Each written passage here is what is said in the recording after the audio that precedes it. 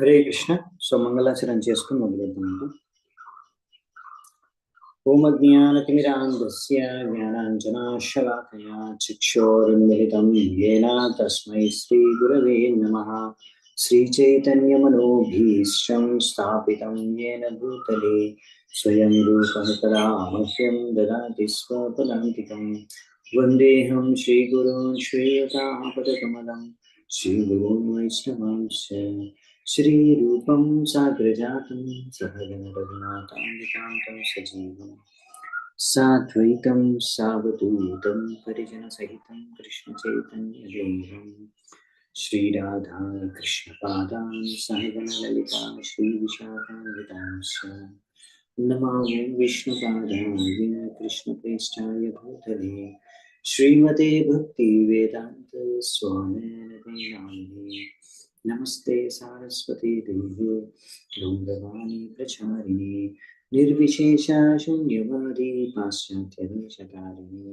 नमो महावदन्याय कृष्ण प्रेम प्रदायते कृष्णाय कृष्ण चैतन्य नामिने गौरसे नमः. हे कृष्णा करुणा सिंधु दीनबंधु जगत्पते गोपेश गोपिका कांत राधाकांत नमस्ते. तप्तकांचन गौरांगी राधे वृंदावनेश्वरी वृषभानुसुते देवी प्रणमामि हरिप्रिये. नीलाचल निवासाय नित्याय परमात्मने बलभद्र सुभद्राभ्यां जगन्नाथाय ते नमः.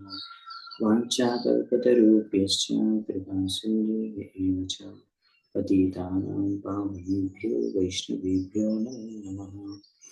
जय श्री कृष्ण चैतन्य प्रभु नित्यानंद श्री अद्वैत गदाधर श्रीवासादि गौर भक्तवृंद.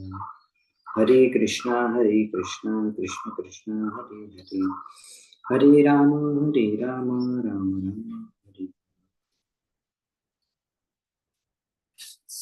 हरे कृष्ण. సో ఇప్పుడు మనము శ్రీమద్ భాగవతం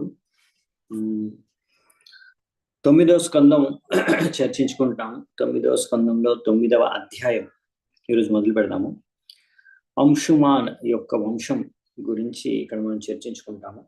అంటే అంశుమాను ఆయన తర్వాత ఎవరు వచ్చారు, ఏం చేశారు, సో ఆ విషయాలు ఈ యొక్క అధ్యాయంలో చర్చించుకుంటాము. సో మొదలు పెడదామంట.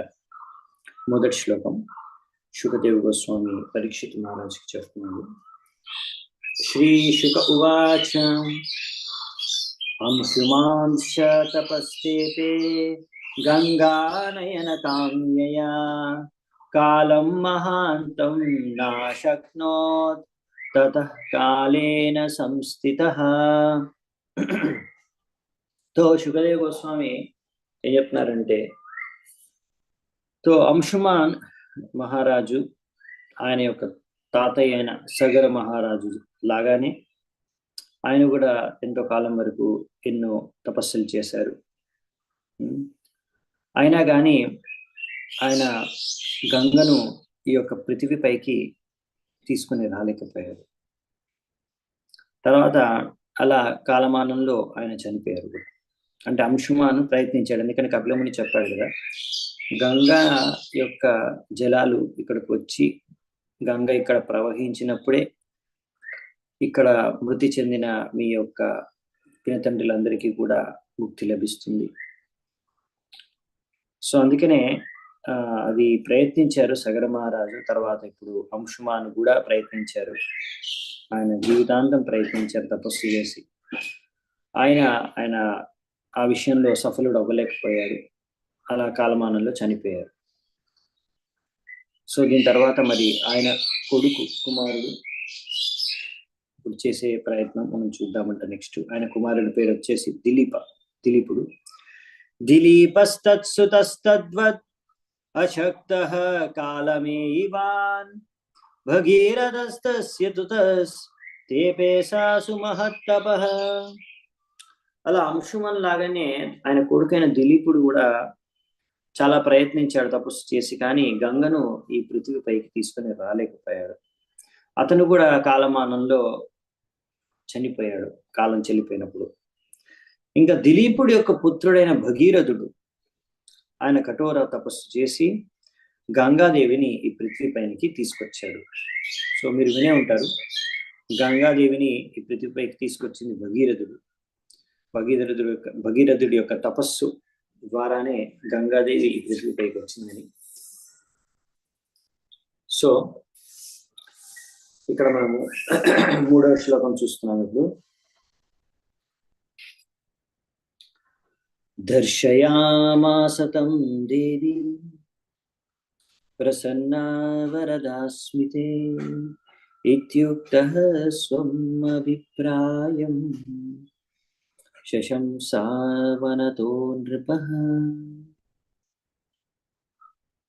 ఇంకా దాని తర్వాత ఆ గంగాదేవి ఇలా ఆయన కఠోర తపస్సుకు మెచ్చి భగీరథుడి ముందు ప్రత్యక్షమై ఇలా చెప్తుందన్నమాట, నేను నీ తపస్సు ద్వారా చాలా సంతృప్తి చెందాను, నీకు ఏం వరం కావాలో కోరుకు నేను ఇస్తాను అని.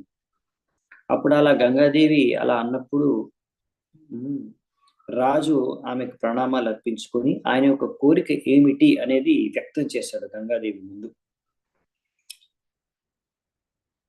సో 4వ శ్లోకం నుంచి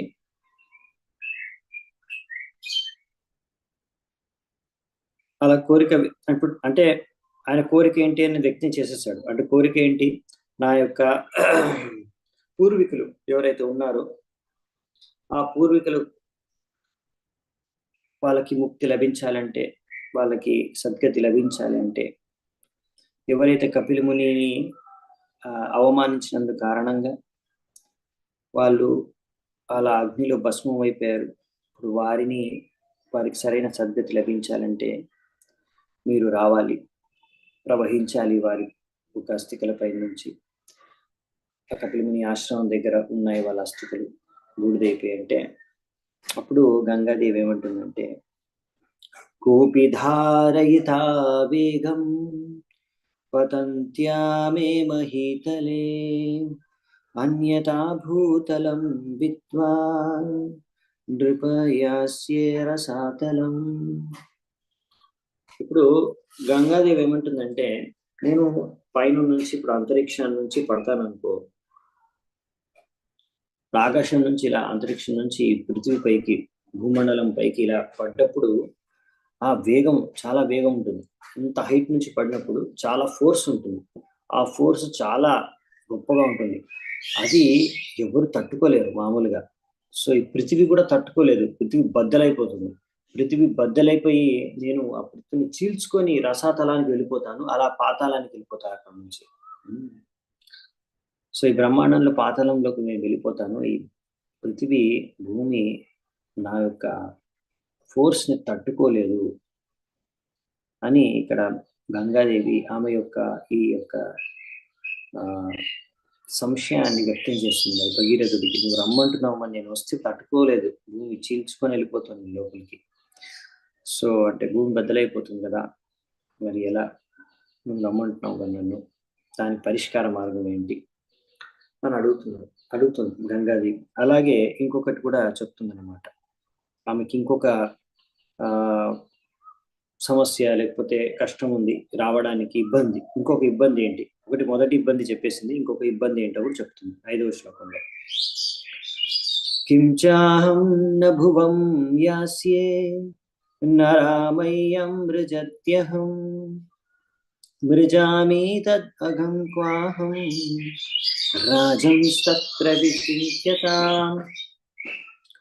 సో మళ్ళీ ఇంకొక సమస్య ఏంటి రావడానికి పృథ్వీ పైన, ఆమెకి ఇంకొక ఇబ్బంది ఏంటి అంటే చెప్తుంది, హే రాజన్, ఈ పృథ్వీపైకి భూమిపైకి నేను రావాలని యాక్చువల్లీ నాకు కోరిక లేదు. ఎందుకంటే అక్కడ చాలా మంది జనాలు ఇలా గంగా ఉంది, గంగా జలాలు ఉన్నాయి, వచ్చేసి నా నీటిలో వచ్చేసి స్నానం చేసి వాళ్ళకున్న పాపాలన్నీ కూడా నా నీటిలో వేసేస్తారు, గంగలో కలిపేస్తారు పాపాలన్నీ.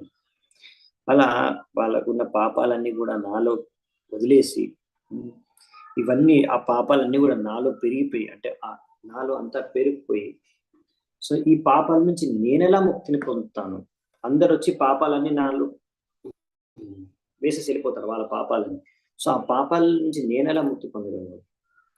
సో దీని గురించి కూడా నువ్వు కొంచెం ఆలోచించాలి. దీని యొక్క పరిష్కార మార్గాన్ని కూడా నువ్వు నాకు చూపించాలి అని భగీరథుడిని అడుగుతుంది. ఇప్పుడు ఈ 2 ప్రశ్నలకి, 2 సమస్యలకి భగీరథుడు గంగాదేవికి సమాధానం ఇస్తాడు. సో ఏం సమాధానం ఇస్తాడో చూద్దాం. కొంతమంది తెలిసే ఉంటుంది. సో మనం చూద్దాం ఏం సమాధానం ఇస్తాడో. సో ఇక్కడ తాత్పర్యంలో ప్రభుపాద వారు కొన్ని విషయాలు రాశారు దానికన్నా ముందు ఈ శ్లోకానికి. ఏం రాశారంటే, ఇలా గంగాదేవి యొక్క భయం ఏంటంటే, ఇలా కలియుగంలో మామూలుగా జనాలు గంగలోకి వెళ్ళి స్నానం చేస్తారు, పుణ్యం వస్తుంది, అదే మన పాపాలన్నీ తొలగించుకోలే, పాపాలన్నీ తొలగిపోతాయని శాస్త్రాల్లో చెప్పారు కాబట్టి ఆ నమ్మకంతో చాలా మంది గంగలో వెళ్ళి స్నానం చేస్తారు, పాపాలన్నీ వదిలించుకుంటారు. కాకపోతే ఇక్కడ చాలా ఇంపార్టెంట్ పాయింట్ ప్రభుపాద వారు రాస్తారు. గంగాదేవి స్వయంగా చెప్తుంది, కానీ నేను ఆ పాపాల నుంచి నేనెలా ముక్తి పొందగలను? సో అంటే పాపాల నుంచి గంగాదేవికి కూడా తనను తాను ముక్తి పొందలేదనమాట ఆ పాపాల యొక్క ప్రభావం నుంచి. సో ఈ పాపాలన్నీ యాక్చువల్లీ తొలగించేది, శుద్ధపరిచే శక్తి ఎవరికి ఉంటుంది అంటే ఆ భగవంతుడికి. ఆ భగవంతుడు మాత్రమే, కృష్ణుడు మాత్రమే సంపూర్ణంగా ఆ పాపాలను తొలగించగలరు. ఇప్పుడు సూర్యుడు తన యొక్క తేజస్సుతో ఎక్కడైనా సరే, ఏ ప్రదేశాన్ని అయినా సరే శుద్ధపరిచేస్తాడు. సో ఇప్పుడు ఇక్కడ మనకి ఎగ్జాంపుల్ చాలా దగ్గర చూస్తాము. అలాగే భగవంతుడు కూడా, ఆయన ఎన్ని పాపాలునే భగవంతుడిని ఏం చేయలేవు. అంటే భగవంతుడు అంటాడు కదా, సర్వధర్మాన్ పరిత్యజ్య మామేకం శరణం భజ అహం త్వాం సర్వ పాపేభ్యో మోక్షయిష్యామి మా శుచః. అన్ని పాపాలు ఇవన్నీ కూడా నేను గ్రహించేస్తాను, తీసేసుకుంటాను. సో మీకేం పాపాలు ఉండవు అని తొలగించేస్తాను. సో త్వాం సర్వ పాపేభ్యో, ఇలా అన్ని పాపాలని తీసేసుకునే శక్తి భగవంతుడికి ఉంటుంది. భగవంతుడికి ఏం కాదు, అపాప విద్దం. భగవంతుడు ఏంటంటే, భగవంతుడికి పాపం అనేది స్పర్శించదు, ఆయన ఎప్పుడు పవిత్రంగానే ఉంటాడు. సో మన పాపాలన్నీ కూడా భగవంతుడు గ్రహించినా ఆయనకి ఏమీ అవ్వదంట. ఎలాగంటే సూర్యుడిలాగా. సో కొన్ని కొన్ని చోట్లలో అవి కలుషితమైన ప్రదేశాలు ఉంటాయి, అక్కడికి వెళ్తే మనకి ఏదైనా ఇన్ఫెక్షన్ కలగొచ్చు. కానీ సూర్యుడు యొక్క రోషిని, సూర్యుడు యొక్క కిరణాలు అక్కడ పడితే ఆ ప్రదేశంలో ఉన్న అన్ని సమస్యలు, అంటే ఏదైతే సమస్య అంటే ఏదైతే అక్కడ కలుషితమై ఉందో అదంతా కూడా శుద్ధమైపోతుంది. ఆ ప్రదేశం ఎలా శుద్ధమైపోతుందని తర్వాత అక్కడికి వెళ్ళినా ఎవరికి ఇన్ఫెక్షన్ కలగదు. అలా సూర్యుడు అక్కడికి వచ్చినంత మాత్రాన సూర్యుడిని ఆ ప్రదేశం కలుషితం చేయలేదు. సూర్యుడు పవిత్రంగానే ఉంటాడు, శుద్ధంగానే ఉంటాడు. అలాంటి తేజస్సు సూర్యుడి దగ్గర ఉందన్నమాట. సూర్యుడు అంత ప్రభావవంతుడు, శక్తిశాలి. తేజీయసాం దోషాయ వహ్నే సర్వభుజోయత. సో అంటే ఇక్కడ విషయం ఏంటంటే, చాలా ఇంపార్టెంట్ పాయింట్. ఎవరైతే చాలా శక్తివంతులు ఉంటారో వాళ్ళకి ఏ పాపాలు ఏం చేయలేవు. భగవంతుడు అంత శక్తివంతుడు, భగవంతుడికి ఏం పాపం ఏం చేయలేదు. సో ఇక్కడ కానీ ఇప్పుడు గంగాదేవి మాత్రం ఇక్కడ చెప్తుంది, నేను మరి ఆ పాపాలన్నీ ఎలా మోయగలను, ఇన్ని పాపాలని ఆమె భయం ఆమె వ్యక్తం చేస్తుంది. అమ్మో, ఇంతమంది అందరూ వచ్చి వాళ్ళ పాపాలన్నీ నీళ్ళల్లో కలిపేస్తే మరి నేను ఎలా ముక్తి పొందేది ఆ పాపాల నుంచి? అంటే దీనివల్ల మనకు అర్థమయ్యేది ఏంటంటే, పాపాలు తొలగించేది, పాపాల నుంచి ముక్తులు చేసేది ఎవరు అంటే అది భగవంతుడు మాత్రమే. ఆ భగవంతుడికి ఆ శక్తి ఉంది, పాపాలను తొలగించే శక్తి. సో అలా ఈ విధంగా మనము దీక్ష సమయంలో వింటాము, చదివాము. ఎవరైతే దీక్ష ఇస్తున్నారో గురువు గారు, సో అలా శిష్యుణ్ణి స్వీకరించినప్పుడు ఆయన శిష్యుడి యొక్క పాపాలన్నీ కూడా తీసేసుకుంటాడు అని. సో అలా గురువు తీసేసుకుంటాడు పాపాలు, కరెక్టే. ఎవరైతే సంపూర్ణంగా శరణాగతులు అవుతారో శిష్యులు, దాని ప్రకారం పాపాలు తీసుకుంటాడు. అలా పాపాలు ఎక్కువగా గ్రహించేసినప్పుడు గురువు కూడా కొన్ని రకాలమైన ఆ పాప యొక్క ఫలాల యొక్క కొన్ని దాని కారణంగా కష్టం అనేది కొంచెం రకరకాల సమస్యలు అనేవి ఎదుర్కోవాల్సి వస్తుంది. సంపూర్ణంగా కాకపోయినా పాక్షికంగానైనా ఆ శిష్యుడు చేసే పాపాలకి కొంచెం ఆ గురువుకు అనుభవించాల్సి వస్తుంది. కాబట్టి ప్రతి శిష్యుడు కూడా చాలా జాగ్రత్తగా ఉండాలి, పాపాలు చేయకుండా ఉండాలి. అంటే ఆ 4 నియమాలు మనం బాగా పాటించాలి. దీక్ష తర్వాత కూడా, దీక్ష తీసుకోగానే సరిపోదు, దీక్ష తర్వాత కూడా అన్ని నియమాలు 4 నియమాలు సరిగ్గా పాటించాలి. లేకపోతే ఆ గురువుకి ఆ యొక్క పాప యొక్క ఫలితం అనుభవించాల్సి వస్తుంది. సో కాకపోతే మరి గురువుకి ఎలా ముక్తి కలుగుతుంది అంటే, భగవంతుడు ఆయన పాపాలు తొలగించేది.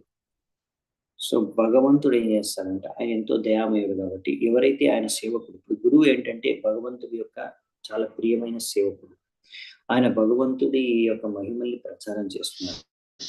అలా ఎవరైతే భగవంతుడి మహిమల్ని ప్రచారం చేస్తారో అలాంటి వారి నుంచి అంటే వేరే వాళ్ళని అలా వాళ్ళ పాపాలు వారు గ్రహిస్తున్నారు కాబట్టి, సో భగవంతుడు వాళ్ళ పాపాలను తొలగించేస్తాడు.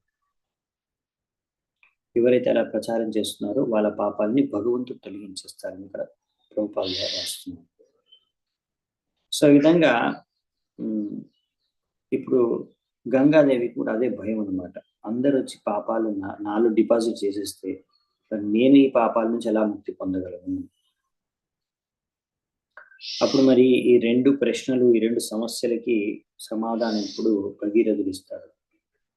శ్రీ భగీరథ ఉవాచ సాధవో న్యాసిన శాంత బ్రహ్మిష్టా లోకపావనాః హరంత్యగం తేంగ సంగా తేష్వాస్తే హ్యగభిద్ధరిః.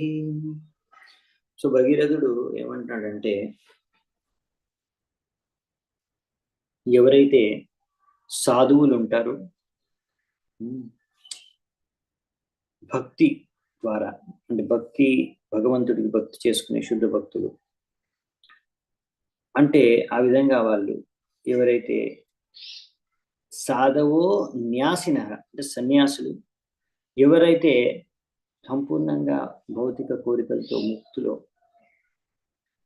అలాంటి శుద్ధ భక్తులు ఎవరైతే అన్ని నియమాలు వేదాల్లో ఉన్నవి సరిగ్గా పాటిస్తున్నారో అలాంటి వాళ్ళు ఎవరైతే బద్ధజీవుని ఉద్ధరించగలరో అటువంటి శుద్ధ భక్తులు ఎప్పుడైతే మీ యొక్క జలాల్లో స్నానం చేస్తారో అప్పుడు ఆ జలాల్లో ఎవరైతే పాపాత్ములు అన్ని పాపాలని జలాల్లో వదిలేశారో ఆ పాపాలన్నీ కూడా the sinful reactions accumulated will certainly be counteract. ఆ పాపాలని వాళ్ళని యొక్క జలాల నుంచి తొలగించేస్తారు. ఎందుకంటే అలాంటి శుద్ధ భక్తులు ఎప్పుడు భగవంతుడిని వాళ్ళ హృదయాల్లో ఉంటారు, హృదయాల్లో తీసుకొని తిరుగుతూ ఉంటారు. కాబట్టి ఆ భగవంతుడు ఆ యొక్క నీ పాప ఫలితాలని అన్నిటిని కూడా, పాప కర్మలు ఏవైతే ఉన్నాయో పాపాలన్నిటిని కూడా తొలగించేస్తాడు. సో అది అంటే శుద్ధ భక్తుల యొక్క పవర్ అన్నమాట. భగవంతుడే అల్టిమేట్గా పాపాలన్నీ తొలగించేది. కానీ సో ఈ శుద్ధ భక్తుల హృదయాల్లో ఇప్పుడు సాధవో హృదయం మహ్యం అని దుర్వాసునికి చెప్తారు కదా విష్ణు. నేను ఎప్పుడు సాధువుల హృదయాల్లో ఉంటాను, వాళ్ళు ఎప్పుడు నా హృదయంలో ఉంటారు, నేను ఎప్పుడు వాళ్ళ హృదయంలో ఉంటాను. సో కాబట్టి భగవంతుడు అందరి హృదయాల్లో ఉంటారు, కానీ సాధువుల యొక్క హృదయాల్లో ఆయన యాక్టివ్గా ఉంటారు అన్నమాట. ఇప్పుడు అందరి హృదయాల్లో ఏం చేస్తున్నారంటే పరమాత్మ రూపంలో ఉంటున్నారు, ఉండేసి ఆయన ఓన్లీ గమనిస్తున్నాడు మనం ఏం చేస్తున్నాము ఏం చేయట్లేదు అని వాచ్ చేస్తున్నాడు. సో పరమాత్ముడు ఆ విధంగా ఉపదృష్ట హనుమంత అని చూస్తున్నాడు. మనకి ఏం కావాలో, మనం ఏం చేయాలనుకుంటామో, మనం ఒకవేళ దానికి సరిగిన కర్మలు చేసుకుంటే, అలాంటి కోరికలు ఏవైతే కోరుకుంటామో దానికి తగిన కర్మలు చేసుకుంటే భగవంతుడు దానికి అనుమతినిస్తున్నాడు. ఉపదృష్ట హనుమంత. ఈ కార్యం ప్రతి ఒక్కరి హృదయం నుండి చేస్తుంది. కానీ శుద్ధ భక్తుల హృదయంలో భగవంతుడు ఎవరైతే ఉంటారో ఆయన ఆ శుద్ధ భక్తులు ఇలా ఎవరి అందరినీ ఉద్ధరించడానికి అంటే ప్రచారం చేసి ఇలా పాపాన్ని వాళ్ళు ఎవరైతే దీక్ష ఇచ్చి గురువు ఆ పాపాన్ని భగవంతుడు హృదయం తొలగించేస్తాడు. ఎందుకంటే శుద్ధ భక్తుడు ఒక సాధారణమైన బద్ధజీవి హృదయంలో ఉండే భగవంతుడికి తేడా ఏమిటి? పరమాత్ముడు ప్రతి ఒక్కరి హృదయంలో ఉన్న తేడా ఇదే. తేడా ఏంటంటే శుద్ధ భక్తుడు అంటే ఆయన భగవంతుడు ఏమి అనుకుంటున్నాడు, ఏమి కావాలనుకుంటున్నాడు, ఏమి కోరుకుంటున్నాడు అది మాత్రమే శుద్ధ భక్తుడు అర్థం చేసుకొని అదొక్కటే చేస్తాడు. భగవంతుడు ఆదేశాలు ఏంటో అవొక్కటే పాటిస్తాడు. మెయిన్ అదనమాట. ఇప్పుడు బద్ధజీవులు ఏంటంటే వేరే వాళ్ళు వాళ్ళ కోరికల ప్రకారం వాళ్ళు కర్మలు చేసుకుంటూ వెళ్తారు. వాళ్ళ కోరికలు తీర్చుకోవడానికి దానికి తగిన కర్మలు వాళ్ళు చేసుకుంటూ వెళ్తారు. కానీ శుద్ధ భక్తుడు ఏంటంటే భగవంతుడికి ఏం కావాలో అదే చేస్తాడు. అంటే అలా గురువు శుద్ధ భక్తుడి యొక్క సాధుల యొక్క ఉద్దేశం ఏంటి? భగవంతుడి ఉద్దేశం ఏంటో వాళ్ళది కూడా అదే ఉద్దేశం. వాళ్ళ ఉద్దేశంలో భగవంతుడి యొక్క ఉద్దేశంలో ఏమాత్రము డిఫరెన్స్ లేదనమాట. Opinion same. సో అది మెయిన్ డిఫరెన్స్ అనమాట. ఇప్పుడు బద్ధజీవులు ఏంటంటే వాళ్ళకి ఏవో కోరికలు, అది భగవంతుడు అది కోరుకుంటాడు లేదన్న వాళ్ళకి సంబంధం లేదు. భగవంతుడు ఏం కోరుకుంటున్నాడు, భగవంతుడికి ఏం కావాలి దాంతో వాళ్ళకి సంబంధం లేదు. మాకేం కావాలి దానికి మేము భగవంతుడి దగ్గరికి వెళ్ళి కోరుకుంటాం. అది భగవంతుడు మా కోరికల్ని తీర్చాలి, దానికి తగ్గ కర్మలు మేము చేస్తాం. సో ఇది కర్మకాండ మెంటాలిటీ అనమాట. సో ఇది నార్మల్గా చాలా మంది భగవంతుడి దగ్గరికి వెళ్ళి అలా కోరుకొని వాళ్ళ కోరికలు తీర్చుకొని మేము భక్తులం అని అనుకుంటూ ఉంటారు. ఒక రకంగా వాళ్ళు భక్తులే, కానీ వాళ్ళు శుద్ధ భక్తులు కాదనమాట. సో శుద్ధ భక్తులకి వేరే సాధారణమైన భక్తులకి బద్ధజీవులకి ఇదే తేడా అనమాట. సో కాబట్టి ఇలా భగవంతుడు ఏ కార్యం అయితే చేయాలనుకుంటున్నాడు, భగవంతుడు ఏ ఉద్దేశంతో అయితే ఇక్కడ భగవద్ధామం నుంచి భూమి మీద అవతరించి లీలలు చేసి భగవద్గీత అటువంటి శిక్షణలు ఇచ్చే ఉద్దేశం ఏంటంటే ఆయనకు శరణాగతం అవ్వాలని. మీరు నాకు శరణాగతం అవ్వండి, నేను మీ పాపాలన్నీ తొలగించేస్తానని. సో ఇప్పుడు భగవంతుడు వచ్చి చెప్పి వెళ్ళిపోయాడు. సో కానీ ఇప్పుడు వచ్చే జీవులందరికీ ఎవరు ఆ విషయం చెప్పేది? భగవంతుడికి శరణాగతమయ్యే విధంగా చేసేది ఎవరు అంటే ఆ గురువులు, సాధువులు. ఎవరైతే అలా భగవంతుడి మహిమలను ప్రచారం చేసి అందరినీ భగవంతుడి యొక్క ఆశ్రయానికి తీసుకొస్తారో, సో భగవంతుడికి శరణాగతం అయ్యే విధంగా చేస్తారో వ్యక్తుల్ని, అప్పుడు వాళ్ళందరూ డైరెక్ట్ భగవంతుడికి ఎలాగో శరణాగతం అవ్వట్లేదు. వాళ్ళ ఈ సాధువులు ఈ గురువుల యొక్క మాధ్యంగా భగవంతుడికి శరణాగతం అవుతున్నారు. సో ఈ గురువుల వాళ్ళ యొక్క పాపాలను తీసుకుంటారు. ఇలాంటి గురువుల హృదయంలో భగవంతుడు ఉంటాడు కాబట్టి ఆయన పాపాలని తొలగించేస్తాడు. ఇది సైన్స్ అన్నమాట, ఇది విజ్ఞానం. సో అందుకనే ఇలా భగవంతుడిని వాళ్ళ హృదయాల్లో పెట్టుకొని వాళ్ళు తిరుగుతూ ఉంటారు. భగవంతుడు ఎక్కడ ఉంటే, ఇప్పుడు మందిరం అనేది ఒక తీర్థస్థలం. ఎందుకంటే భగవంతుడు ఎక్కడ ఉంటే అక్కడ తీర్థస్థలం. భగవంతుడి గుణమహిమలు ఎక్కడ గానం చేస్తే అక్కడ భగవంతుడు ఉంటాడు. ఎత్తరగా తత్త కృష్ణ నారదని చెప్పేస్తాడు భగవంతుడు నారదుడికి.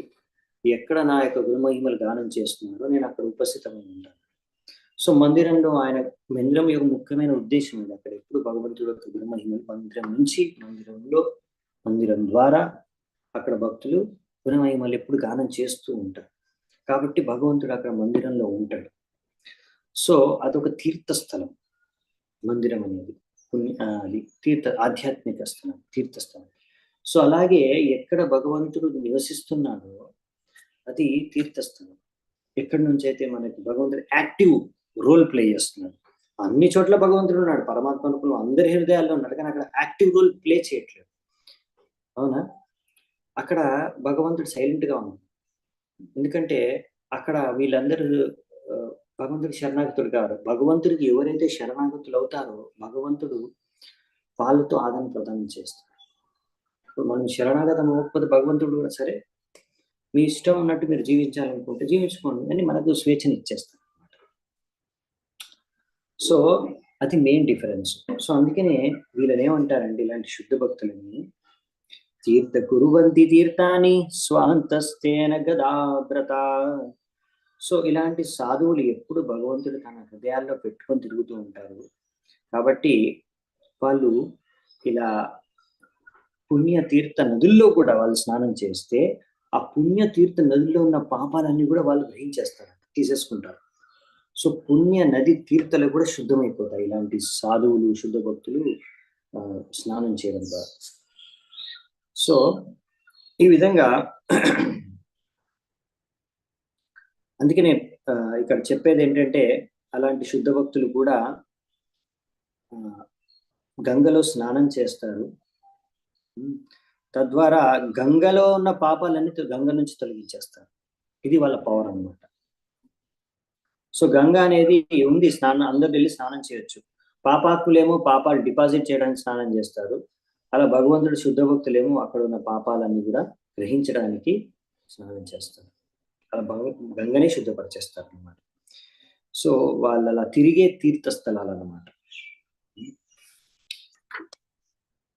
సో అందుకనే మనము వైష్ణవుల్ని, అలాంటి శుద్ధ భక్తుల్ని, గురువుల్ని మనం ఎప్పుడైనా సరే సమ్మానించాలి, ఆదరించాలి, ఆరాధించాలి అని ఇక్కడ మనం చెప్తున్నారన్నమాట.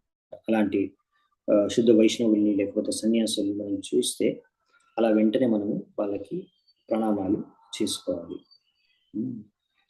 అలా మనము అలా ఏమాత్రం సమ్మానం చూపకపోతే ఆ రోజు మనం మరి ఉపవాసం ఉండాలి. దానికి అలా మనం సరిగ్గా వాళ్ళ ప్రణామాలు చేయలేదు, లేకపోతే వాళ్ళని సమ్మానించలేదు, ఆదరించకపోతే అలా మనము ఆ రోజు ఉపవాసం చేసి అలా మనం చేసిన అపరాధానికి మనం అలా శిక్షించుకోవాలన్నమాట.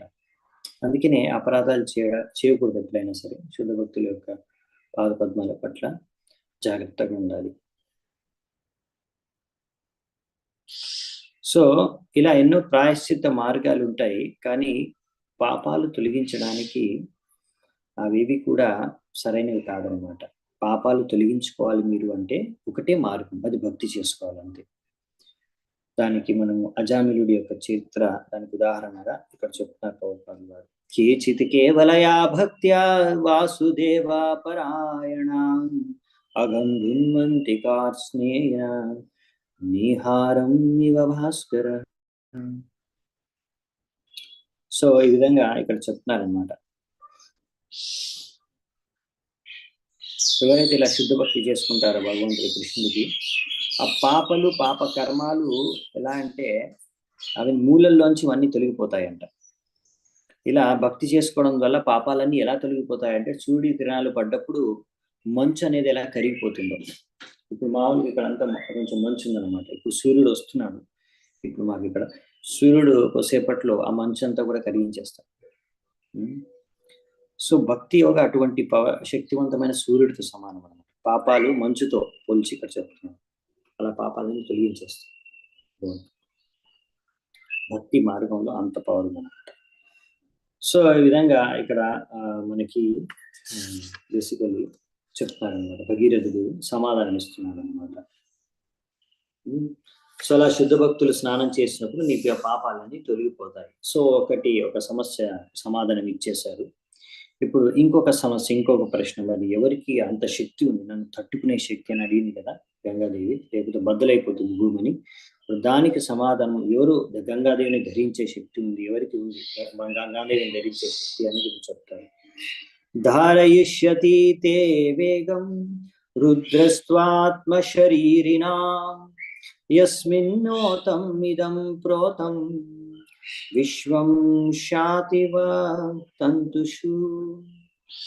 సో ఇక్కడ ఏం చెప్తారంటే, సో మనము ఒక ఎగ్జాంపుల్ ఇస్తున్నారు ఇక్కడ. మీరు గ్లోబ్ లో చూసుంటారు, గ్లోబ్ అదేమన్నా గ్లోబ్ ఉంటుంది కదా, లాటిట్యూడ్ లాంగిట్యూడ్ అని ఉంటాయి. లాంగిట్యూడ్ అంటే ఇలా పొడుగుగా గీతలు ఉంటాయి, లాటిట్యూడ్ అంటే ఇలా అడ్డంగా గీతలు ఉంటాయి.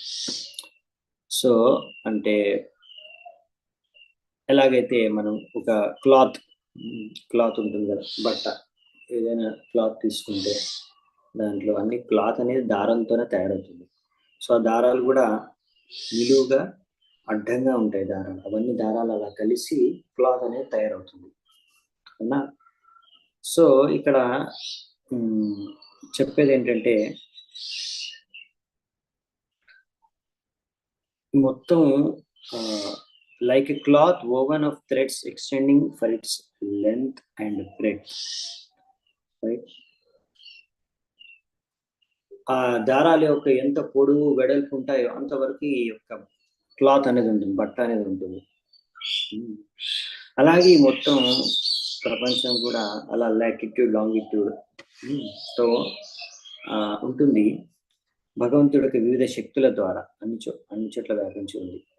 సో ఈ శివుడు కూడా అలా భగవంతుడి యొక్క అవతారం కాబట్టి ఆయన కూడా ఈ పరమాత్ముడి యొక్క ప్రతినిధి. సో ఆ శివుడు మీ యొక్క ఈ వేగాన్ని తట్టుకోగలిగే శక్తి ఆయనకుంది.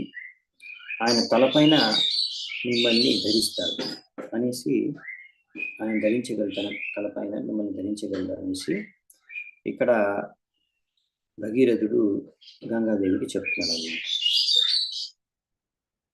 సో ఈ విధంగా మనకు తెలుసు కదా, గంగాదేవి శివుడి తల్లోంచి ఇలా వస్తూ ఉంటుంది, మీరు చూసా ఉంటారు ఫోటో. సో బేసికల్లీ శివుడు గంగను ధరిస్తాడు అన్నమాట, అందుకే ఆయన పేరు గంగాధర్, ఒక పేరు శివుడిది. సో ఈ విధంగా మనకి శివుడు ఇక్కడ భగవంతుడి యొక్క రూపమే, ఒక అవతారమే అని ఇక్కడ చెప్పారు. మనకు శ్లోకం కూడా వస్తుంది, తేడా ఏంటి కృష్ణుడికి లేకపోతే భగవంతుడి కృష్ణుడికి ఇంకా శివుడి కంటే. క్షీరం యథాదది వికార విశేష యోగాత్ సంజాయతే నహి తతః పృథగస్తి హేతో యః శంభుతామపి తథా సముపైతి కార్యాత్ గోవిందమాది పురుషం తమహం భజామి. సో పాలు నుంచి పెరుగు ఎలా వస్తుంది అంటే, మనం అది తోడేస్తాం కదా, చిన్న కొంచెం మజ్జిగ పెరుగు కలిపి పాలల్లో, వేడి పాలల్లో. సో అలా ఏదైనా లేకపోతే ఏదైనా పులుపు వస్తువు వేస్తే కూడా పాలు పెరుగుగా మారిపోతాయి, ఏదో కొంచెం యాడ్ చేయడం ద్వారా. సో ఒక విధంగా చెప్తారంటే పెరుగు కూడా పాల నుంచే వచ్చింది, అయినా పాలు పెరుగు వేరు వేరు, వాళ్ళ స్వభావం కూడా వేరు వేరు, రుచి వేరు వేరు, అలా అవునా. సో అలాగే శివుడు కూడా భగవంతుడి నుంచే కొంచెం ట్రాన్స్ఫర్, ఇలాగ పాలు ట్రాన్స్ఫర్మ్ అయ్యి పెరుగుగా మారే, అలాగే భగవంతుడు కూడా అలా కొంచెం ఒక కార్యం కోసం, కొన్ని కార్యాలు చేయడం కోసం ఆయన కొంచెం ట్రాన్స్ఫార్మ్ అయ్యి ఇలా పాలు పెరుగుగా మారినట్టు విష్ణువే ఇలా శివుడుగా మారి వస్తారు. సో కాబట్టి ఆ విధంగా మనం చూసుకుంటే ఒక విధంగా పాలు పెరుగు ఒక విధంగా తేడా లేదు, కానీ తేడా ఉంది. అలాగే శివుడు ఇంకా విష్ణువుకి కూడా అలా తేడా లేదు, మళ్ళీ తేడా ఉంది ఒక విధంగా. సో అందుకని భగవంతుడు ఇలా విభిన్న రకమైన అవతారాలు తీసుకుంటారు విభిన్న కార్యాలు చేయడానికి. ఇప్పుడు త్రిమూర్తుల అవతారం తీసుకుంటారు ఈ యొక్క సృష్టిని సృష్టించడం, పాలించడం, సంహరించడం కోసం బ్రహ్మ విష్ణు మహేశ్వరుల రూపంలో వస్తారు. సో అందులో ఈ శివుడు కూడా ఒక గుణావతారం అన్నమాట. తమో గుణావతారం వచ్చేసి శివుడు.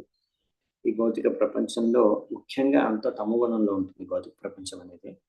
కాబట్టి శివుడు అంటే మొత్తం ఈ తమో గుణంలో ఉండే ఈ భౌతిక ప్రపంచానికి ఆయనే కదా, తమో గుణం యొక్క అవతారమే శివుడు. కాబట్టి భగవంతుడి యొక్క శక్తి, ఆ శక్తి ద్వారా ఈ యొక్క మొత్తం అంటే ప్రపంచం అంతా ఆయన ఆధీనంలో ఉంది ఆ విధంగా. కాబట్టి ఇక్కడ శివుడిని ఇక్కడ ఆ యొక్క లాటిట్యూడ్స్ లాంగిట్యూడ్స్ తో పోల్చి చెప్తారన్నమాట. సో ఎలాగైతే అంటే శివుడు ఒక ఆధారం అన్నమాట, శక్తి అన్నమాట. ఈ ఎలాగైతే బట్టకి అలా దారాలు ఎలా ఆధారం, అలా శివుడు ఆధారం యొక్క భౌతిక ప్రపంచానికి ఆ విధంగా అని ఇక్కడ చెప్తాను. కాబట్టి ఆయన దగ్గర శక్తి ఉంది, నిన్ను ధరించే శక్తి ఉంది అని అది చెప్పడం కోసం ఇలా శివుడిని యొక్క మహిమ చెప్తానన్నమాట భగీరథుడు. సో గంగాదేవి చెప్పదలుచుకునేది ఏంటంటే ఆ శివుడు మిమ్మల్ని ధరించే శక్తి ఉంది, ఆయన తలపైన మిమ్మల్ని ధరిస్తాడు అని చెప్తున్నాడు. ఇలా చెప్పిన తర్వాత మళ్ళీ శివుడు ధరించాలంటే ఆయన్ని కూడా మరి ఒప్పించాలి కదా, అప్పుడు అది నెక్స్ట్ అదే చేస్తారు అన్నమాట భగీరథుడు. 8వ శ్లోకంలో ఉంది, ఇత్యుక్త్వా సండ్రపో దేవం తపసాతోష్య చచ్చివం కాలేనా పియసా రాజం తస్యేష శాశ్వతుష్యత. ఈ విధంగా చెప్పిన తర్వాత భగీరథుడు శివుణ్ణి కూడా తపస్సు చేసి సంతృప్తి పరిచాడు, ఒప్పించాడు. ఈ విధంగా శివుడు భగీరథుడి ద్వారా తొందరగానే సంతృప్తి చెందాడు. ఎందుకంటే శివుడి పేరు ఒకటి ఉంది, అశుతోష్. అశుతోష్ అంటే, లేకపోతే ఇక్కడ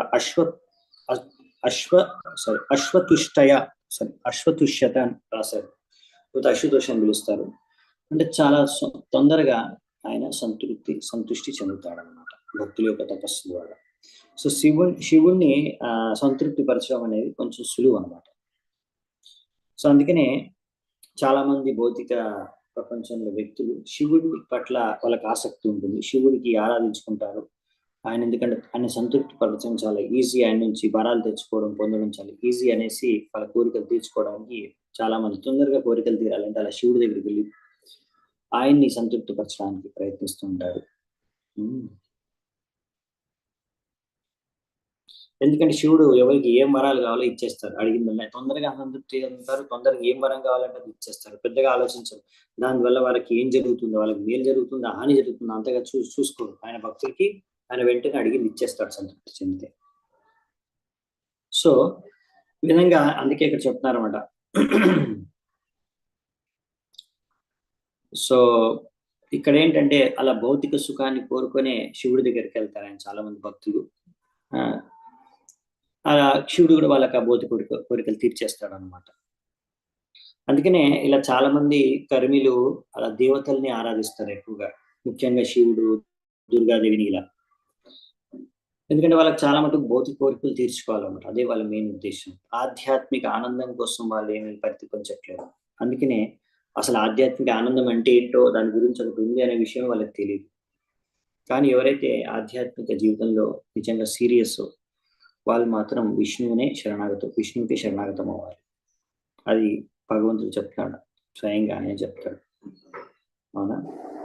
సర్వధర్మాన్ పరిత్యజ్య మామేకం శరణం భజ అహం త్వాం సర్వపాపేభ్యో మోక్షయిష్యామి మా శుచః. సో నెక్స్ట్ 9వ నంబర్ శ్లోకం. తతేతి రాజ్ఞ విహితం సర్వలోకహిత శివః దధారావహితో గంగాం పాదపూతా జలాం హరే. సో ఇక్కడ ఏం చెప్తున్నారంటే, అలా భగీరథుడు శివుడి దగ్గరికి వచ్చి ఆయన్ని ఎలా కోరుకున్నారు,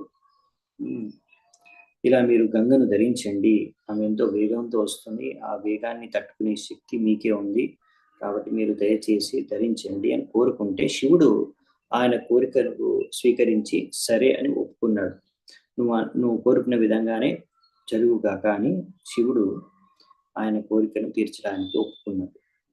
ఆ విధంగా అప్పుడు శివుడు గంగను ఎంతో జాగ్రత్తగా తన యొక్క శిరస్సు పైన ధరించాడు అనమాట. ఇలా గంగను శిరస్సు పైన శివుడు ధరించడానికి ఇంకొక ముఖ్యమైన కారణం ఏంటంటే, గంగ అనేది ఎంతో పవిత్ర జలం. ఎందుకు పవిత్రత పొందింది గంగాదేవి, ఎందుకు అంత పవిత్రత పొందిందంటే, ఆ జలము విష్ణువు యొక్క పాదాల కడిగి వచ్చింది కదా ఈ యొక్క బ్రహ్మాండంలోకి. సో ఈ గంగ అలా బ్రహ్మాండంలోకి వచ్చినప్పుడు విష్ణు పాదాల నుంచి స్పర్శించి, సో అది పవిత్రమైపోయింది. విష్ణు పాదాలను స్పర్శించిన కారణంగానే గంగ అనేది పవిత్రమైంది. సో ఈ విధంగా విష్ణు పాదాల నుంచి స్పర్శించిన గంగ వచ్చిన బ్రహ్మాండంలో వచ్చిన అది ఎక్కడుందంటే పైన స్వర్గలోకాల్లో మాత్రమే ఉండేదన్నమాట, భూమి మీద లేకుండా ముందు. సో ఈ భగీరథుడి ఈ తపస్సు ద్వారా ఇలా శివుడు అంగీకరించినప్పుడు ధరించడానికి అప్పుడు గంగాదేవి ఇక్కడికి ఈ భూమిపైకి రాగలిగింది, వచ్చిందన్నమాట. సో 10వ నంబర్ శ్లోకం. భగీరథ స రాజర్షిర్ నిన్యే భువన పావని యత్ర స్వపితృణాం దేహాం భస్మీభూతా శ్మశేరతే. సో ఇలా గొప్ప రాజర్షి అయిన భగీరథుడు గంగాదేవిని, ఏ గంగా అయితే ఉద్ధరిస్తుందో పతిత జీవుల్ని, పతిత ఆత్మల్ని, ఆ గంగాదేవిని ఈ భూమి మీదకి తీసుకొచ్చాడు. అక్కడ ఈ భూమి మీద నుంచి ఎక్కడికి తీసుకెళ్ళాడంటే గంగాదేవిని ఎక్కడైతే తన యొక్క పూర్వీకులు యొక్క బూడిద అస్థికలు ఉన్నాయో ఆ చోటుకి తీసుకెళ్ళాడు. రతేన వాయువేగేన ప్రయాంతం అనుధావతి దేశాన్ పునంతి నిర్దగ్ధాన్ అసించత్ సగరాత్మజాన్. సో భగీరథుడు ఇప్పుడు గంగాదేవి పృథ్వీపైకి రాగానే ఇప్పుడు అతను కపిలముని ఆశ్రమం దగ్గరికి తీసుకెళ్ళాలి. ఇప్పుడు కపిలముని ఆశ్రమం చెప్పాను కదా, అక్కడ ఉంది మన గంగా సాగర్ దగ్గర. గంగ అక్కడే యాక్చువల్లీ వెళ్ళి సాగరంలో కలిసిపోతుంది. సో అక్కడ కపిలముని ఆశ్రమం ఉంది. సో గంగని ఇప్పుడు అక్కడ తీసుకెళ్తారు. అవునా? సో అలా రథం ఎక్కి రథం నడుపుకుంటూ వెళ్తున్నాడు. రథం వెనకాలి గంగాదేవి ఆయన అనుసరించుకుంటూ ముందుకెళ్తుందంట. ఓకే, ఈ విధంగా గంగ పయనిస్తుంది. ముందేమో భగీరథుడు వెళ్తున్నాడు రథం పైన, ఆయన వెనకాలే ఇప్పుడు గంగ వస్తుంది. భగీరథుడు ఏ దారి వెంబడి వెళ్తున్నాడో ఆ దారి వెంబడి అంతా గంగ ప్రవహిస్తూ అక్కడున్న ప్రదేశాలనంతా కూడా శుద్ధపరిచేసింది, పవిత్రం చేసేసింది అంట. సో ఈ విధంగా ఆయన పూర్వీకుల యొక్క అస్థికలు ఉన్న చోటు చేరేంత వరకు అలా కంటిన్యూస్ గా భగీరథుడు రథాన్ని నడుపుకుంటూ వెళ్ళాడంట.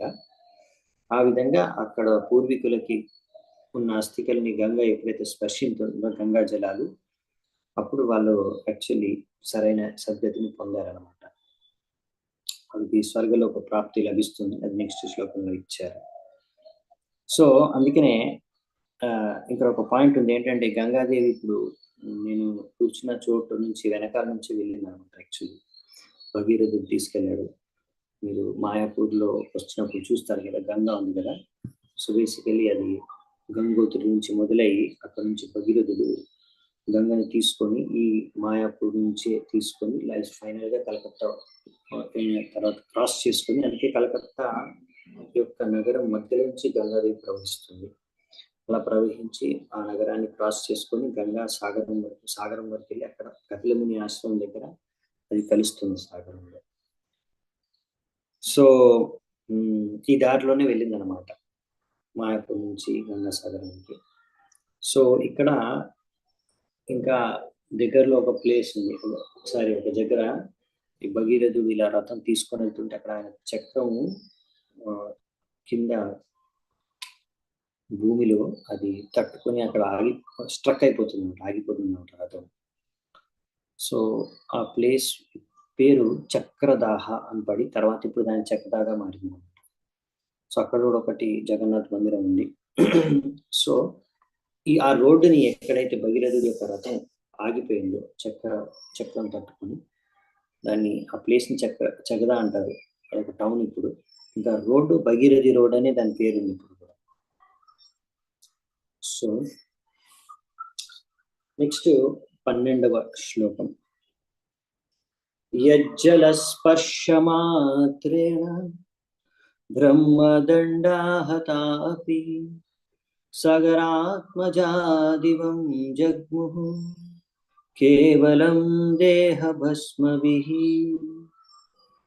సో ఈ సగర మహారాజు యొక్క పుత్రులు ఎవరైతే ఉన్నారో వాళ్ళందరూ కూడా ఆ కపిలముని పట్ల అపరాధం చేసినందు కారణంగా భస్మం అయిపోయారు. అందరూ వాళ్ళ శరీరంలో ఉన్న వేడి పెరగడం ద్వారా వాళ్ళందరూ కూడా భస్మం అయిపోయారు. కానీ ఇప్పుడు ఈ గంగా జలాలు అక్కడ స్పర్శించడం ద్వారా, తాకడం ద్వారా వాళ్ళందరూ కూడా ఇప్పుడు స్వర్గానికి వెళ్ళే యోగ్యత లభించింది. వాళ్ళందరికీ కూడా స్వర్గ ప్రాప్తి లభించిందంట. సో అటువంటిది then what then is to be said of those who use the water of mother Ganga to worship.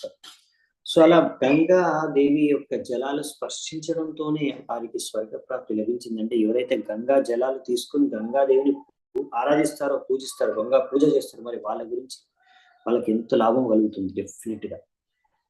So అందుకనే ఈ విధంగా గంగాదేవిని ఎలా పూజిస్తామంటే, గంగా జలాలు మీరు చూసి ఉంటారు, గంగా జలాలు ఇలా తీసుకొని ఇలా గంగాదేవికి అర్పిస్తాం.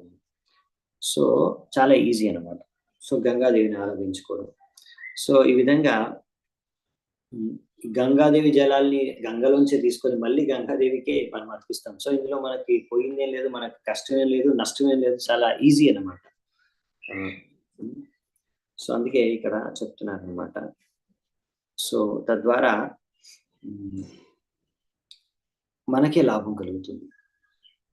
అలాగే భగవంతుడికి కూడా ఇప్పుడు గంగా జలాల్ని గంగకి అర్పిస్తున్నాం. అలాగే భగవంతుడు మనకి సృష్టిని సృష్టించాడు. ఇందులో ఉన్న పత్రం, పుష్పం, ఫలం, తోయం ఇవన్నీ కూడా భగవంతుడే. ఇవి భగవంతుడు ఇచ్చిన ఇవి ఆయన సృష్టిలో ఉన్నవి.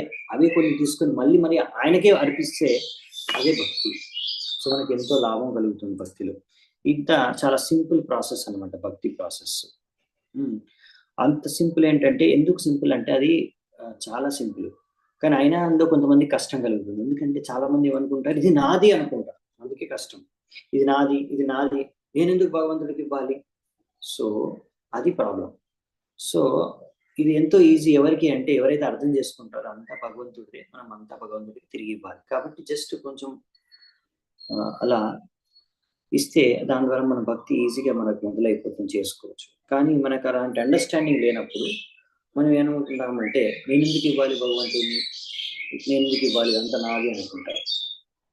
సో అది మూర్ఖత్వం అన్నమాట. ఇంకా కొంతమంది మూర్ఖులు ఎలా ఉంటారంటే, ఇస్తారు భగవంతుడికి, కాకపోతే వాళ్ళు ఏమనుకుంటారు, నేనే ఇచ్చాను భగవంతుడికి, నేను ఇవ్వడంతోనే ఆ భగవంతుడికి అంటే భగవంతుడికి తినడానికి ఈరోజు ఆహారం దొరికింది, లేకపోతే భగవంతుడి యొక్క మందిరం రన్ అవుతుంది, ఎందుకు, నేను ఇచ్చిన డొనేషన్తో. అలా ఒక అహంకారం, గర్వంతో ఉంటుంది. అది కూడా సరైన అండర్స్టాండింగ్ కాదనమాట. సో మనం అర్థం చేసుకోవాల్సింది ఏంటంటే, ఇది మనకు ఇచ్చిందంతా కూడా భగవంతుడే ఇచ్చాడు, అదంతా కూడా భగవంతుడే. అదే కొంచెం మనం భగవంతుడికి ప్రేమతో ఇచ్చేస్తే అదే భక్తి. చాలా సింపుల్ అనమాట. సరైన అందుకే అండర్స్టాండింగ్తో మనం భగవంతుడికి మనం ఏదైనా సరే అర్పించాలి, భగవంతుడి సేవకి. అది అలా సరైన చేతంతో అర్పిస్తే మనకు లాభం కలుగుతుంది, ఆధ్యాత్మిక లాభం. బేసికలీ అదే అనమాట పాయింట్ చెప్పదలుచుకునేది. సో ఇలా మనం భగవంతుడికి ఇవ్వడం ద్వారా మనకేమి నష్టం కలగదు, ఇంకా చాలా లాభమే కలుగుతుంది అని చెప్తున్నారు ఇక్కడ. సో భక్తి ప్రాసెస్ అనేది అలా మనకి కరెక్ట్ అండర్స్టాండింగ్ ఉంటే చాలా ఈజీ అన్నమాట, చాలా సింపుల్. సో నెక్స్ట్ వచ్చేసి 13వ నంబర్ శ్లోకము. భస్మీభూతాంగ సంగేన స్వర్యాతా సగరాత్మజాః కిం పునః శ్రద్ధయా దేవీ సేవంతే యే దృఢవ్రతాః.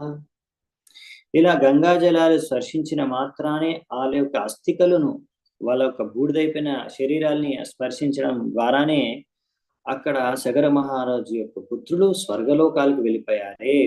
అటువంటిది ఎవరైనా ఆ గంగాదేవిని ఎంతో శ్రద్ధతో ఒకవేళ ఆరాధించుకుంటే మీరు అర్థం చేసుకోవచ్చు వాళ్ళకి ఎంత లాభం కలుగుతుందో. So this is the point అనమాట. సో అందుకనే గంగాదేవిని ఆరాధించుకుంటే ఎంత లాభం కలుగుతుందో మీరు అర్థం చేసుకోవచ్చు. 14వ శ్లోకం. నహ్యేతత్ పరమాశ్చర్యం స్వర్ధున్యాయది హోదితం అనంత చరణాంభోజ ప్రసూతాయా భవచ్చిదః. ఎందుకంటే భగవంతుడు పాద పద్మాల నుంచి ప్రవహిస్తుంది కాబట్టి గంగాదేవి, ఆ భగవంతుడు పాద పద్మాల నుంచి ప్రవహిస్తుంది కాబట్టి గంగాదేవికి ఆ శక్తిని, ముక్తి, మనను భౌతిక బంధనాల నుంచి ముక్తి ప్రసాదించే శక్తి ఆ గంగాదేవికి దక్కింది. కాబట్టి ఇటువంటి శక్తి ఉంది, ఏమీ ఆశ్చర్యం కలగాల్సిన అవసరం లేదు. ఎందుకంటే భగవంతుడి యొక్క పాదాల నుంచి వచ్చిన జలాలు కాబట్టి. సో అందుకనే ప్రభుపాల్ వారు ఇక్కడ రాస్తున్నారు, ఎవరైనా సరే ఇలా రెగ్యులర్ గా గంగాదేవిని పూజిస్తూ గంగలో స్నానం చేస్తే వాళ్ళ యొక్క శరీరం కూడా చాలా స్వస్థత ఉంటుందంట. అంతేకాకుండా అలా వాళ్ళు భగవంతుడికి మంచి భక్తులుగా కూడా మారుతారంట. సో ఇది గంగా జలాల యొక్క ప్రభావం. గంగా జలాల్లో స్నానం చేసే ప్రభావం ఏంటంటే మన శరీరం కూడా బాగుంటుందంట, అలాగే భగవంతుడి భక్తులుగా కూడా మారుతామంట. అందుకే గంగాదేవిలో స్నానం చేయాలనేసి అన్ని శాస్త్రాల్లో చెప్పారన్నమాట. అలా అన్ని పాపాల నుంచి ముక్తులు కూడా మనం అవ్వగలము.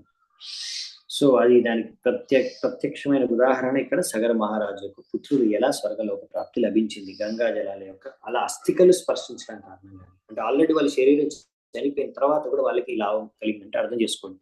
జీవించి ఉన్నప్పుడు మనం గంగాదేవిలో స్నానం చేస్తే, లేకపోతే గంగాదేవిని ఆరాధించుకుంటే ఎంత మనకి ఆధ్యాత్మిక లాభం కలుగుతుంది. నెక్స్ట్ 15వ నంబర్ శ్లోకం. సన్నివేశ్యామనో యస్మిన్ శ్రద్ధయా మునయో మలాః త్రైగుణ్యం దుష్యజం హిత్వా సత్యో యాతాస్తదాత్మనం ఆత్మతా.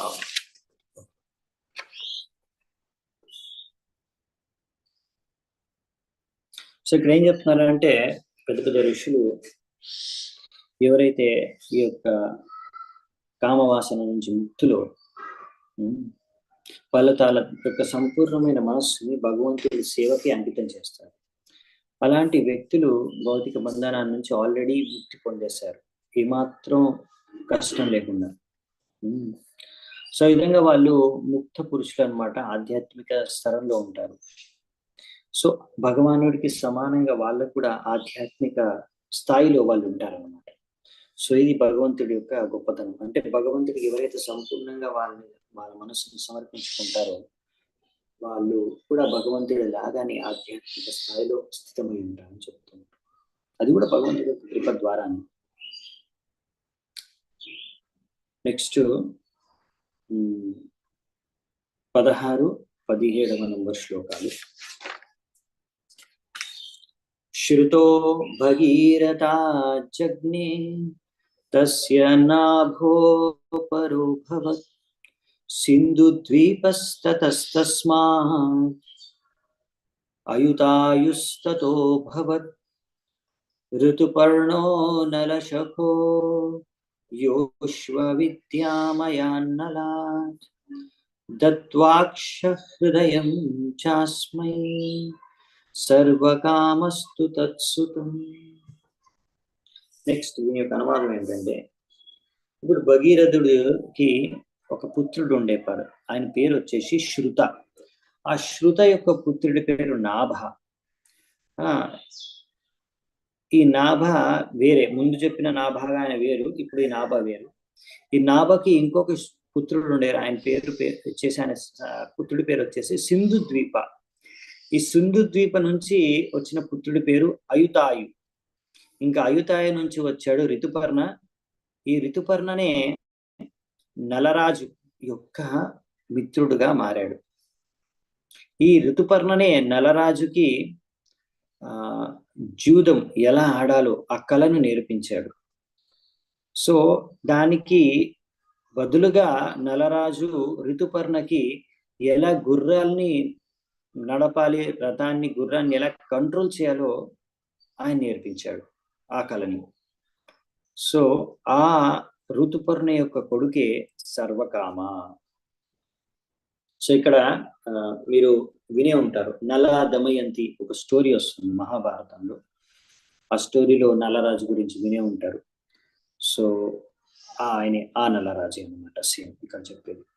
సో అలా నలరాజుకి ఈ ఋతుపర్ణే జూదం ఎలా ఆడాలో నేర్పించాడు. ఎందుకంటే జూదంలో అన్ని ఓడిపోతాడు నలరాజు. అలా అన్నమాట. ఎలాగైతే పాండవులు ఓడిపోతారో జూదంలో అన్నిటినీ, అలాగే నలరాజు కూడా ఓడిపోతాడు అన్నమాట జూదంలో. ఇది యాక్చువల్లీ స్టోరీ అలా జూదంలో ఓడిపోయినప్పుడు వీళ్ళు అడుగుతారు అప్పుడు ఋషిని. అప్పుడు ఆ ఋషిని అడుగుతారు పాండవులు, ఇలా మాలాగే ఎవరైనా జూదంలో అన్ని ఓడిపోయిన వాళ్ళు ఎవరైనా ఉన్నారా, అలా మాలాగే ఎవరైనా కష్టాలు అనుభవించిన వాళ్ళు అసలు ఉన్నారా చరిత్రలో అంటే, ఉన్నారు, నీకన్నా బాగా కష్టాలు అనుభవించిన ఒక వ్యక్తి ఉన్నాడు నలరాజు అనేసి చెప్తారు అనమాట. ఈ నలరాజు ఒక కథ మహాభారతంలో వస్తుంది. సో మరి జూదం ఎందుకు ఆడడం, అదొక కళ అనమాట. ఇప్పుడు క్షత్రియులు ఏంటంటే కళాకారులు అనమాట. అలా కళను వాళ్ళు ప్రదర్శిస్తారు. అలా జూదం అనేది ఒక కళ, క్రీడ. సో అక్కడ మరి జూదంలో ఓడిపోయారు పాండవులు అంటే అది భగవంతుడి యొక్క కృప. అది కూడా పాండవులు అన్ని కూడా జూదంలో ఓడిపోయారు. ఈ విధంగా క్షత్రియులు జూదం ఆడడం అనేది వాళ్ళలో అదొక కళ. వాళ్ళు ఆడతారు. అలా ఎవరైనా జూదానికి పిలిస్తే వాళ్ళు వెళ్ళి ఆడతారు. కానీ ఇప్పుడు ఇక్కడ పాండవులు వాళ్ళంత ఎక్స్పర్ట్ కాదు ఈ జూదం ఆడడంలో. ఎలాగైతే నల్లరాజు కూడా అంత ఎక్స్పర్ట్ కాదనమాట. ముందు తర్వాత ఋతుపర్ణ నుంచి నేర్చుకున్నాడు. సో అలా పాండవులు అన్ని ఓడిపోయారు అందుకే జూదంలో. కాబట్టి దీని నుంచి అయ్యో మరి ఎలా అంటే, భక్తులు అలా కొన్ని భౌతిక కార్యాల్లో అంత ఎక్స్పర్ట్, పెద్ద కళాకారులు కాకపోయి ఉండవచ్చు. భౌతిక కార్యాల్లో అంత ఎక్స్పర్ట్ కాకపోవచ్చు భక్తులు.